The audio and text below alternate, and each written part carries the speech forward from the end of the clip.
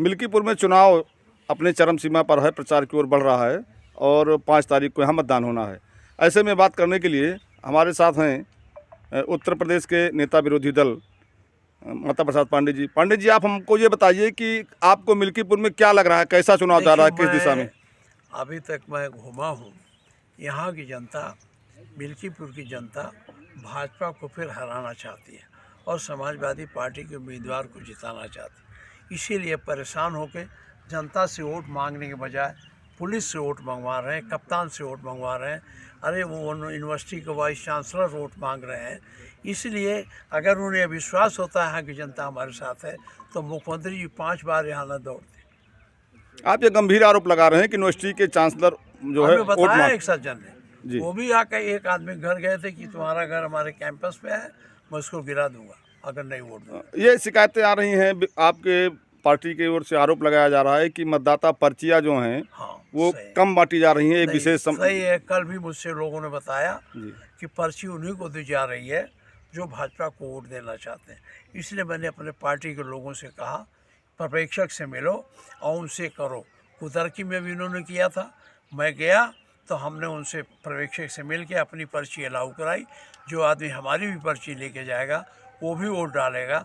अब ये लोग मिलेंगे पर्ची का, देखिए पर्ची केवल वोटर लिस्ट का नंबर, उसमें महत्व हो जाते हैं तो खोजना नहीं पड़ता है, दे दो वो नंबर खोज के बैलेट पेपर दे देते हैं। इसीलिए सहूलियत के लिए पर्ची है। पर्ची कोई संवैधानिक या पर्ची कोई ऐसा वो नहीं है जो कानूनी प्रक्रिया हो, केवल सहूलियत के लिए पर्ची होती है। और यहाँ इस पर्ची को भी ये नहीं देने दे रहे हैं। BLO को इलेक्शन कमीशन ने अधिकार दिया था, BLO जाएगा घर घर पर्ची देगा, SDM BLO का भी रोक रहा। आइए बताइए कि जो प्रशासनिक उत्पीड़न का आरोप लग रहा है सत्ताधारी पार्टी पर, आप पूरे क्षेत्र में घूम रहे हैं, आपने क्या अनुभव किया, इसमें कितनी सच्चाई है? देखिए मैं तो जहाँ घूमा हूँ, जितने लोग मिले चाहे पक्ष हो चाहे विपक्ष हो, उत्पीड़न उन्हीं का होता जो उनके नहीं होते हैं। हमें जितने मिले अपने सब ने उत्पीड़न की कहानी कहाई। हम नहीं जानते आपके यहाँ उन्होंने दबाव बनाया कि नहीं बनाया, लेकिन कोई भी संभ्रांत देखती है उसके घर पुलिस जरूर गई होगी, दरोगा जरूर गए होंगे कि भाई आप वोट में ना निकलिए, वोट में ये करिए वो करिए, ये सब यहाँ हो रहा है। तो इसको देखते हुए क्या रणनीति है समाजवादी पार्टी, कैसे वो चुनाव जीतेगी जब प्रशासन इतना सख्त है? देखिए हमारे कार्यकर्ताओं का मनोबल ऊंचा है और मिल्कीपुर का एक अलग इतिहास रहा है। मिल्कीपुर में लड़ाकू लोग हैं और यहाँ ब्राह्मण आबादी बड़ी संख्या में है। हम ब्राह्मण को वो नहीं दबा सकते, न वो कर सकते हैं। पूरे ब्राह्मण उनके साथ नहीं है, ब्राह्मण समाजवादी पार्टी के साथ है। वो जब निकलेंगे तो हमारा पिछड़ा अनुसूचित जाति का मतदाता बड़ी संख्या में निकल के वोट दे के जिता देगा, देखा जा रहा है। सरकार हमारे नौजवानों को रोजगार नहीं दे पाई, हमारे महंगाई नहीं कम कर पाई, लोगों के घरों में खुशहाली लाने का जो वादा था वो भी नहीं पूरा कर पाई। भाजपा के राज में जो लड़के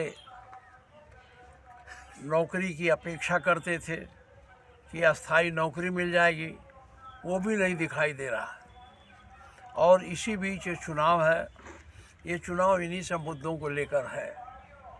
आज बड़े बड़े उद्योगपतियों के कर्जे माफ़ किए जा रहे हैं, गरीब किसान का एक भी रुपए का कर्जा नहीं माफ़ किया जा रहा।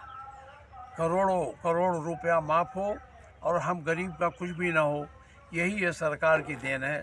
इस सरकार को हम जानते हैं कि एक सीट जीतने से न सरकार गिरेगी और न हम सरकार बना पाएंगे, लेकिन ये एक सीट परिवर्तन का रास्ता तय कर देगी। अगर समाजवादी पार्टी जीत जाएगी तो परिवर्तन का रास्ता खुल जाएगा और 27 में ये सरकार वापस चली जाएगी।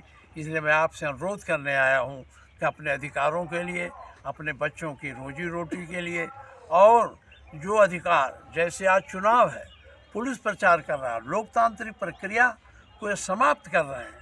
अभी तो इसमें कर रहे हैं, प्रधानी में तो और जाने क्या करेंगे, ये ब्लॉक प्रमुखी में तो देख ही रहे हो कैसे होता है। इसलिए सारी परिस्थितियों को देखते हुए समाजवादी पार्टी के उम्मीदवार को आप जिताएंगे तो इनको धक्का लगेगा। ये परेशान है क्योंकि अयोध्या की सीट पर इन्होंने बहुत गुमान था अयोध्या के पार्लियामेंट सीट हारने पर देश दुनिया में अपने को अपमानित महसूस करते हैं, इसलिए अयोध्या का बदला लेना आपसे चाहते हैं। इसलिए मैं आप सबसे निवेदन करता हूं कि आप लोग समाजवादी पार्टी का चुनाव निशान साइकिल है, उस पर वोट देके हमारे उम्मीदवार को विजयी बनाओ। बहुत बहुत धन्यवाद। है तो अवध स्पीड न्यूज को फॉलो, लाइक, सब्सक्राइब जरूर करें। हमारी सारी खबर देखने के लिए यूट्यूब पर सर्च करें अवध स्पीड न्यूज, वहां से सारी खबर देख सकते हैं। विज्ञापन है तो संपर्क करें अवध स्पीड न्यूज से। Mobile number 9554